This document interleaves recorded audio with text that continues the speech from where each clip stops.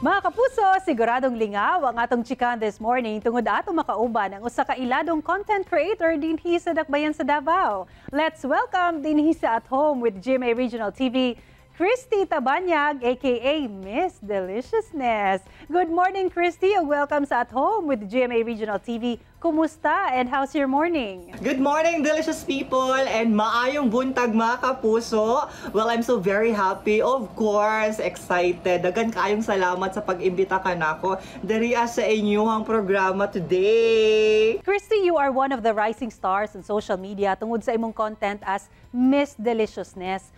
Curious lang, may nganong Miss Deliciousness ug asa inspired ang imong mga contents? Well, actually, nag-start gid si Miss Deliciousness tungod lang sa isa ka FB Live. Well, daghan naman kong mga videos gina-upload nga yaga-yaga sa una, pero maog gid ni ang nitatak sa mga tao. So kunuhay ko, nag-food critic or nag-food review, tapos na-mention ako dito ang milk, creamy, deliciousness, and unsa pa, tasteful. So dito yun nag-start ang pangalan nako nga Miss Deliciousness. And mostly ako ang mga contents gyud sa TikTok and sa Facebook is more on gara-gara, pang good vibes, which is we really need sa karong panahon nga gina-challenge kita sa pandemic. Ayan, daghan ang nalingaw sa imong mga patok nga videos nga miabot na og hundreds of thousand views online. Unsa ang impact niini sa imong kinabuhi and unsa sab ang mga changes nga nahitabo sa imong life, ilabi na nga usa na ka online sensation? Well, daghan jud kayo mga changes, no? So aside from the sponsorships, mga guesting, lahi ra gid sa feeling labaw na pagbato ko sa malls or kung asa man ko mulakaw, na agi maka-recognize kang Miss Deliciousness niya, na ay magpa-picture, which is wala gyud ako na siya gi-expect. Apart from all these positive comments nga imong madawat isip Miss Deliciousness, gusto na mo may balaan, kinsa ba si Christy Tabanyag sa likod sa kamera? Well, I'm originally from Panabo City, pero naningkamot o naningtiil ko diriya sa Davao para matabangan ako ang father, magpaskwela sa ko ang mga manghod. So nanrabaho ko karon sa usa ka BPO industry or call center for almost 6 years na pod. So I am so very talentful person. So dili siya ingong talented kay isa raman ka buok talent ana.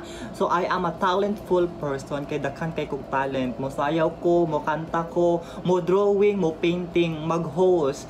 So in short, I love entertaining other people using all the skills and talents given to me by the Almighty God. Truly, Christy, you brought joy and laughter to your viewers. Any message of hope or words or encouragement sa atong mga viewers, especially sa imong mga fans? Well, sa atong sitwasyon karon o sa mga challenges nga atong nasinati sa pandemic, dili gyud nato kalimtan ang lipay-lipay, magsadya og mukatawa sa taginagmay. Because, according to the saying, laughter is the best medicine. So just continue laughing because we only have limited time in this world. And just do whatever makes you happy as long as you're not harming and stepping on other people. Ganon!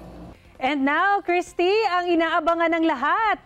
Pwede ba ka mo sample og mga lines as Miss Deliciousness? Of course, charing. Well, actually, katong live na mo ni Chardy sa Facebook, daghan kaayog mga nungutana ato, no? Ana sila, unsa daw English sa ikapila ka sa inyong maigsoon.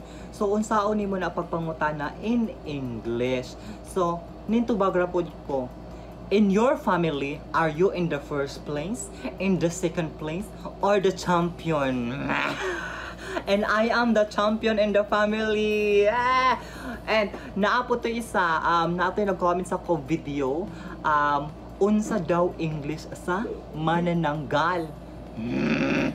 Of course, it is very simple. The English of manananggal is double-sided lady. Diba ang white lady naka-white, ang black lady naka-black.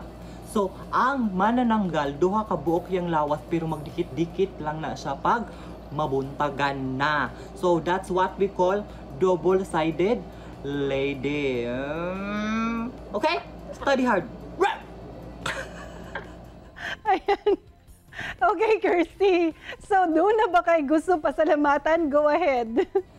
Yes, daghan kay ko gusto pasalamatan guys. First of all, ako ag yung pamilya o akong relatives nga always naa diha akong unsa man akong ganap sa life.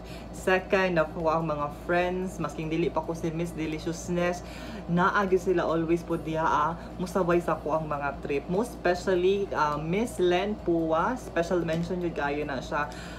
Siya gyud ang nag-encourage sa ako to widen my audience sa ko ang pagkakomedyante, kay dili siya gusto nga dito alang magtuyok ang mo ang jokes o mo ang kalipay sa mong circle of friends, but she wanted also to spread the happiness and laughter to other people. And sa GMA Regional TV, daghan kayong salamat guys sa pag-imbita ka na ako diri sa inyong programa. God bless to all of you. Daghan jud kayong salamat, and have a nice day to you guys. Kini ang At Home with GMA Regional TV.